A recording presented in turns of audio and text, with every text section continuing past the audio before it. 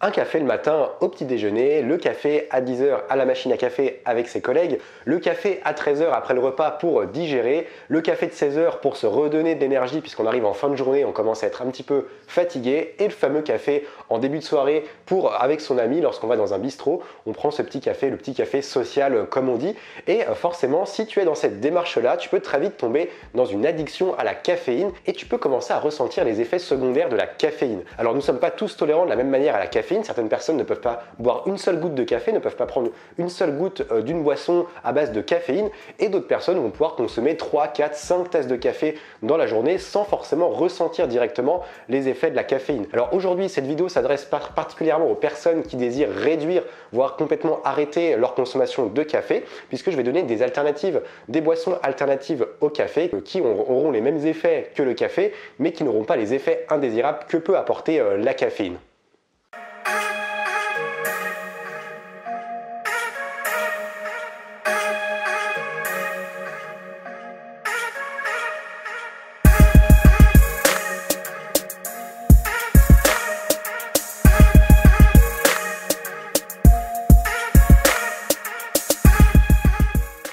On entend tout et n'importe quoi à propos du café. Certaines personnes vont te dire que le café est un poison qu'il ne faut pas du tout en boire. D'autres personnes vont te dire que d'après des études scientifiques, le café a des intérêts, de nombreux bienfaits et intérêts sur notre santé. J'aurais pu faire une vidéo complète, une vidéo d'une demi-heure carrément sur les bienfaits ou les inconvénients du café. C'est pas le sujet de cette vidéo, mais ce qui est sûr, c'est que certaines personnes tolèrent mieux la caféine que d'autres. Pour les personnes qui vont tolérer la caféine, ces personnes-là peuvent effectivement avoir des bienfaits en buvant de la caféine. Ça permet, la caféine, le café permet de diminuer les risques de diabète de type 2, les risques de développer une maladie d'Alzheimer, de Parkinson, de développer des maladies cardiovasculaires, également d'avoir un problème, d'avoir un cancer du foie ou un cancer des intestins. Il permet également de lutter contre la démence, les maladies neurologiques. Pour les personnes les moins tolérantes, en revanche, le café peut vraiment être un problème au quotidien si ces personnes-là ont du mal justement à se détacher du café, puisque le café peut donc provoquer chez les personnes les moins tolérantes de l'insomnie, des palpitations cardiaques, de l'anxiété, également un sommeil perturbé et également une forte addiction. Donc si tu es plutôt dans ce cas de type de personne, je te conseille vraiment de rester jusqu'à la fin de cette vidéo,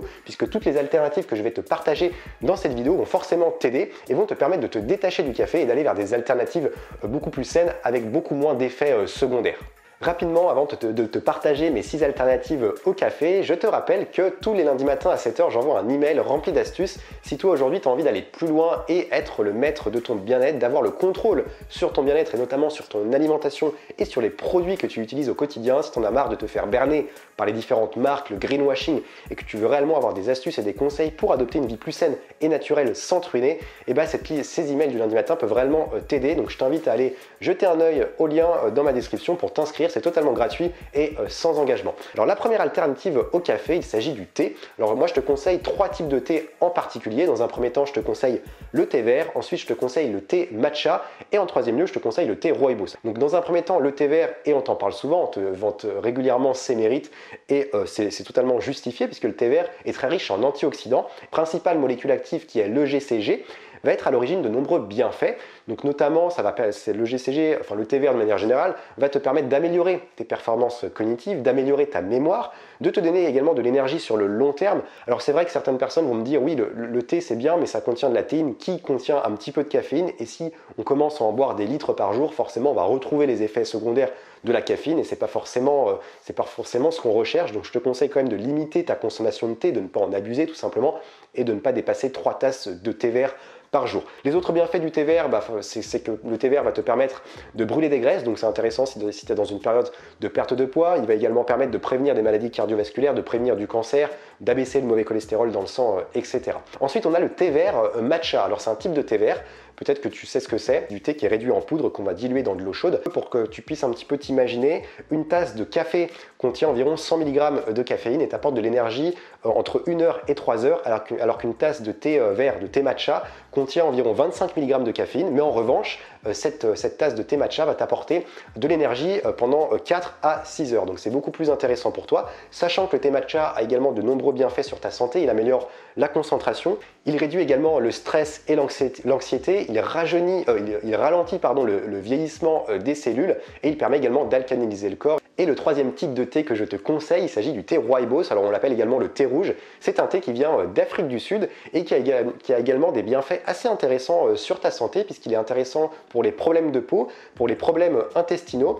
Il est également intéressant pour la concentration. Il est également antibactérien car il a une forte concentration en fer, et il va également venir reminéraliser ton organisme, ce qui est également intéressant. Aujourd'hui, beaucoup de personnes souffrent de carences en minéraux et je referai une vidéo là-dessus. Deuxième alternative au café que je te conseille, et en fait c'est mon alternative préférée, il s'agit du Guanoderma lucidium ou du reishi. En fait, c'est un champignon qui vient d'Asie, donc qui était déjà utilisé, qui est utilisé en médecine traditionnelle chinoise et qui était déjà utilisé il y a des siècles et des années en arrière par une certaine élite, puisque ça l'est toujours d'ailleurs, c'est un champignon assez onéreux, mais qu'on utilisait à l'époque pour prévenir, pour guérir carrément du cancer et de certaines maladies graves. Alors en effet, le Guanoderma lucidium est intéressant puisque c'est un champignon adaptogène, c'est-à-dire qu'il va vraiment venir s'adapter à ton organisme pour venir rééquilibrer et fortifier l'organisme et directement agir sur les maux et les troubles dont tu peux souffrir. Alors il y a de nombreux bienfaits, je pourrais t'en parler pendant des heures, mais je vais essayer de résumer ça. Donc déjà, il permet d'améliorer la concentration, il va également permettre de lutter contre les inflammations, contre l'arthrite, contre les troubles digestifs, contre l'asthme, lutter contre la fatigue. Alors comment tu peux le consommer? Tu peux le consommer en poudre,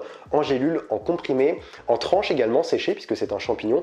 Moi, ce que je te conseille vraiment, c'est de commencer par des boissons prédosées. Le mieux, c'est de le prendre en boisson comme ça, parce qu'au début, il faut prendre des petites doses pour que ton organisme puisse s'habituer à ce champignon. Donc le mieux, c'est de commencer doucement, et donc le fait de prendre des boissons commercialisées, ça te permet déjà d'avoir des doses qui sont t'as pas forcément besoin de te renseigner sur les doses, ils le font pour toi.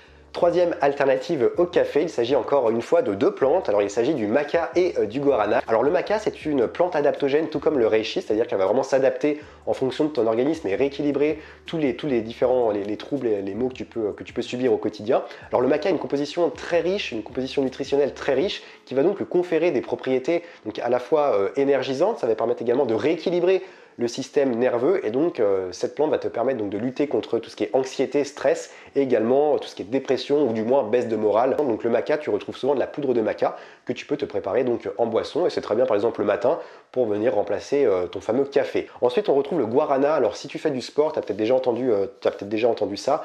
On retrouve beaucoup de compléments alimentaires à base de guarana, notamment en gélule, que beaucoup de sportifs prennent avant leur séance de sport pour avoir beaucoup d'énergie. Alors le guarana, encore une fois, une composition nutritionnelle très riche. Le guarana est très riche en sels minéraux, en oligo-éléments, en tanins, en alcaloïdes, en acides aminés, en acides gras essentiels, et donc ça lui confère des propriétés énergisantes, également des propriétés, ça va te permettre d'avoir beaucoup plus de vitalité, ça va t'apporter une sensation de bien-être, ça va libérer de la dopamine également dans ton corps, et ça va également améliorer tes fonctions cognitives, donc ta mémoire, ta concentration, etc.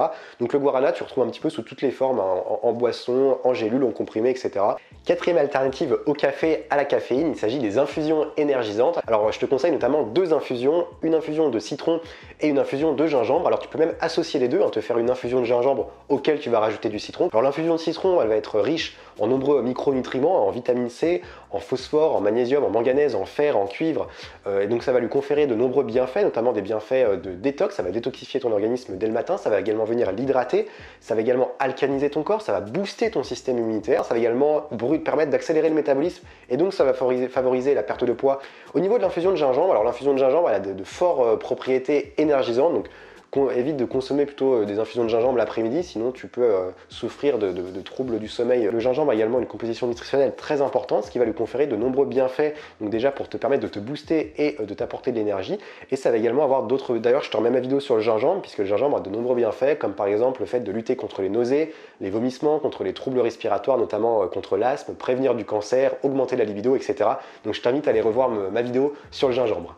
Autre alternative au café, à la caféine, il s'agit du maté. Alors si tu connais le joueur de foot Antoine Griezmann, c'est sa boisson favorite, et tu le vois tout le temps arriver au stade avec son maté dans la main et avec sa petite paille, puisqu'en fait c'est une boisson qui provient d'Amérique latine, d'Amérique du Sud. En fait, c'est une plante de phytothérapie qui a des propriétés énergisantes et également réconfortantes, calmantes. Donc il y a de nombreux bienfaits, elle a de nombreux bienfaits sur l'organisme, elle va permettre de détoxifier l'organisme, de booster l'organisme également. Elle va permettre d'apporter des propriétés anti-inflammatoires, antibactériennes, de calmer l'organisme, d'éviter tout ce qui est palpitation, circulation, d'augmenter également l'activité cérébrale. Alors il faut que je te dise une chose, c'est que le maté n'est pas adapté pour tout le monde parce que c'est quand même une boisson qui contient de la caféine. Donc si toi tu ne supportes pas du tout la caféine, je te déconseille quand même le maté. En revanche, si tu souhaites réduire ta consommation de caféine et aller vers une alternative un peu plus saine et qui aura beaucoup moins d'effets secondaires sur ta santé, je te conseille d'essayer du moins le maté. Ma dernière alternative au café à la caféine, il s'agit du ginseng. Alors c'est encore une plante adaptogène asiatique qui va permettre de rééquilibrer et de revitaliser tout simplement ton énergie, l'énergie de ton corps. C'est une plante anti-inflammatoire. Elle va également permettre de t'apporter de l'énergie tout en calmant le système nerveux. Donc elle est très intéressante pour réduire le stress et la fatigue. Elle permet également d'améliorer la récupération musculaire et c'est également une plante aphrodisiaque qui va augmenter la libido. Il y a quand même des précautions à prendre avec le ginseng. Il ne faut pas dépasser 2 grammes par jour. Elle n'est pas adaptée pour les femmes enceintes, pour les personnes qui souffrent de troubles cardiaques, de palpitations, des personnes qui ont des troubles du sommeil et également des personnes qui souffrent d'hypertension. Tu peux la consommer sous forme d'infusion, sous forme de poudre, sous forme de gélule et également sous forme d'ampoule. Pour terminer, je voulais te partager un conseil. Tu sais, la plupart du temps, lorsqu'on veut arrêter, lorsqu'on veut consommer autre chose que du café, et notamment lorsqu'on est en extérieur dans un café, dans un bar, on a souvent l'habitude, en tout cas moi c'était mon cas pendant longtemps, de prendre un café décaféiné tout simplement. Or, la plupart des décas en fait sont traités avec des solvants pour extraire tout simplement la caféine des grains, et on retrouve notamment du chlore qui est forcément, tu peux donc retrouver des résidus de chlore dans ton déca et c'est pas forcément très bon pour ta santé. Donc moi ce que je te conseille de faire, c'est tout simplement d'éviter de prendre un déca. Donc le mieux c'est d'éviter et de te diriger vers les alternatives que je t'ai données dans cette vidéo ou de prendre autre chose tout simplement. Si je te souhaite de bien finir ta journée, prends soin de toi. N'hésite pas également à mettre le petit like en bas de la vidéo, à partager cette vidéo également, à t'abonner juste en bas si c'est pas encore fait. Prends soin de toi, prends soin de ton corps, prends soin de toi et surtout reste vert.